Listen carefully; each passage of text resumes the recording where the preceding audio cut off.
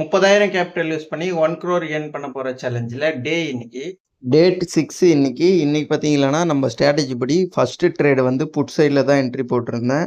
Put சைட்ல ரொம்ப நேரம் ப்ராஃபிட்டுக்கு வந்தது, லாஸ் போயிட்டு இருந்தது.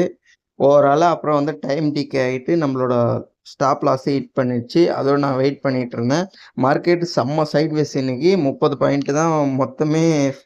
ஹை அண்ட் லோவுமே ஃபர்ஸ்ட் 1 ஹவர் கேண்டிலே மார்க்கெட்டுக்கு கிராஸ் பண்ணல.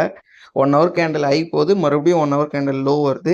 அகைன் வந்து ஒரு கால் சைடு ஒரு என்ட்ரி எடுத்தேன். லோ வரும்போது அது வந்து ₹242 ப்ராஃபிட்டில் வந்து நம்ம க்ளோஸ் பண்ணிட்டோம்.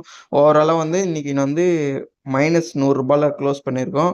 அவ்வளோதான் கைஸ். இன்னைக்கு செம்ம லாஸ் பண்ணியிருப்பாங்க ஆப்ஷன் பையரு. ஆப்ஷன் செல்லருக்குமே வந்து ப்ரீமியம் அவ்வளோ சீக்கிரமாக கரையல. கடைசி டைமில் தான் கரைஞ்சது.